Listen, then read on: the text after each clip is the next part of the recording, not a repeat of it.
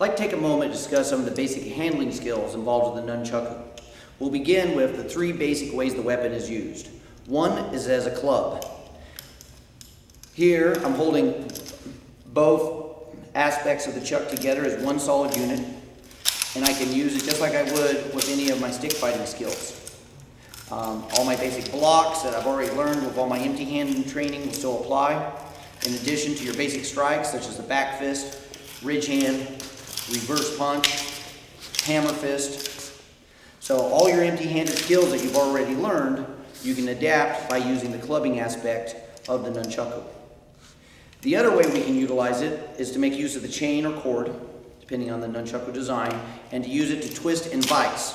This can be used when we block. By keeping it taut, we can secure a block, and then we can wrap around, vice and control and squeeze. It has the potential to choke and strangulate. It's especially useful in disarms, as you're going to see in the techniques, because as you put this pressure, it really adds to the torque and force that's placed on the wrist, causing them to release their weapon. Now, in addition to the vicing and the clubbing, what's probably most known about the nunchaku is its ability to flail. You want to be comfortable with having the nunchaku come in orbit back around and actually strike you. Now what I'm using right now is a wood nunchaku, it's hardwood. But the key is to remember is that the speed of the weapon on the very end is going faster than the speed of the weapon towards the cord. Because in the same amount of time, at the end, it's traveling a greater distance. Thus, it's at a greater velocity. So you never want the nunchaku as it's wrapping around to hit you like this. That could cause a lot of injury. Instead, you want it to come in towards your body and fulcrum off of you. So a horizontal strike such as this can fulcrum off and then have a turn fire immediately back. In a lot of the techniques, as we apply them, you'll see the nunchaku swing, and afterwards you'll see it kind of bounce off of me. Yes, I'm using a foam chuck, so even if I did that wrong, it wouldn't hurt me. But with a wood chuck, it absolutely needs to hit here, because that's what would keep me safe. No matter how hard I swing, I'll be okay as long as I don't allow this end to hit me. Your basic grip, when you're doing a flailing, is going to be, first off, for the maximum control, I come closer to the actual axis, right in here. And so if I just get a basic circle pattern going, it'll look like this. I can change that and go the other direction, get comfortable with that. Of course, this could be applied on a different plane. It could be out in front of you. You want to get comfortable with taking these circles one direction and the other, and of course with one hand and the other. Now, in addition to this placement here, I can hold the nunchaku in the inverted grip. And again, I have the circle patterns that I want to be comfortable moving with either way. In addition to holding it with maximum control, this here gives me a good balance between control and articulation while still having more range. I severely diminish my range when I'm here, whereas here, that gives me that extra critical few inches, especially let's say if you're going against a knife, those extra 4 or 5 inches by coming a little further down the shaft of your weapon is going to give you quite an advantage. And then of course the inverted grip still applies in that position as well. And finally, for the maximum range, I can hold the very end of the weapon. Of course, my axis of movement is going to be much wider. Now it becomes more of almost an elbow and wrist action, as opposed to up in here where it's slight wrist and finger leg. And of course here, I have the tightest action of all. But sometimes it's all about range. And if your maximum range allows you to be an inch or two ahead of your opponent, you may not need the subtlety of being able to change axis as quickly if you can end it with that blow. So that's the strategic choice you have to make, how you hold the weapon in terms of what it gives you in terms of reach compared to speed of change of direction. Some basic skills to work on. Number one is you want to be comfortable after the O pattern that we already did, is the figure 8 pattern. Minimize your movement. You don't want your arm and body doing a big action in order to make this happen. Keep it small. Imagine your arm's kind of in a vice. They'll move a little bit here, but it's not going to be a big swing up and down and around this way. It's just your arm just has a small lateral movement, and I use my fingers, and it's almost like I'm just drawing my figure 8 with my fingers. transfer over it and be comfortable with it with the left hand as well. Now, from any type of basic strike, on a recovery, you should be able to transition into your figure eight. So I'm striking, striking, striking, I'm back to the eight. From the eight, I go to my strikes.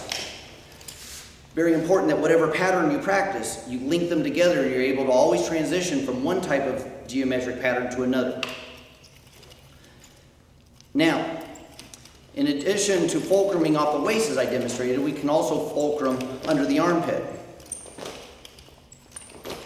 Now this isn't just for showmanship, but in function, if I go to strike you and you evade my blow, or for that matter, if I hit you and then I pull the follow through the nunchaku past you, then it can fulcrum and come underneath my arm instead of hitting me, and then I can return fire again.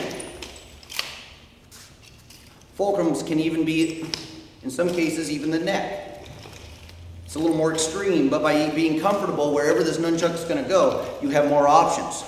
Sometimes I can choose to insert a fulcrum into the path. So for example, I'm in here, I stick my own arm in there just to change the timing and direction of action. In some cases, we'll even use our leg to do that same effect. Now, in addition to fulcruming, we have catching. Fulcrum is when it actually bounces off your body without causing injury. Catching is where you reach out and you re-grab the nunchaku. So the most basic catch, for example, is over my shoulder. I can also come through the legs and catch this way. Again, you may say, why would you do that? It seems like just showmanship. It's kind of like juggling a soccer ball. Soccer players throughout the world practice juggling soccer balls. In the actual game, do they juggle the soccer ball all the way down the field and then score the goal? No. But the training of juggling a soccer ball makes you comfortable with the weight and the feel of the ball and the sense of touch. And that connection to the ball gives you more confidence and more options when you're actually in the game. So that way, when you move the ball, it goes where you want it to go. Same thing with the weapon. I go and throw a strike intending to hit you upside the head, and I'm stepping in, I'm committed, and it nicks you and it changes the path, and the nunchuck's coming back towards me. Now instead of freaking out, I just simply let it pass through my legs and I'm ready to go again. So the more familiar you are with all the potential paths your weapon could go, and how to move with it and around it and part of it, then the easier it will be. Let's talk a little bit about hand interchanges. From a hand interchange in actual combat is a bit risky. There may be a moment where you need it, so I'm going to teach you how to do it. This is not really used in our techniques, but again, the handling skill will help you. It is used, however, in the nunchaku form, also available on DVD. Now, from here, what I'm going to do is I'm going to take this figure eight pattern, and I'm just going to create an O pattern, and it's going to circle, and it comes around to where I can grab it, like so. And then I just let go. And I do that figure eight again. I take that figure eight, and I circle it around. I open my thumb up, I grab it. So it's really just a figure eight pattern where I vice my own hand by an O pattern and then re-grab.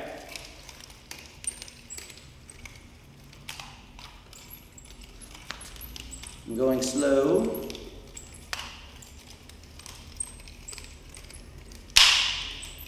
And now when it's fluid, looks like so.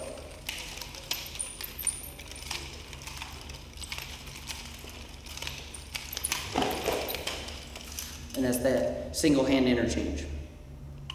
So that gives you a few basic skills to work on. There obviously are more, but at least this will increase your comfort level if you're not familiar already with the weapon. So as you move into the techniques, they'll have a little more relevance for you.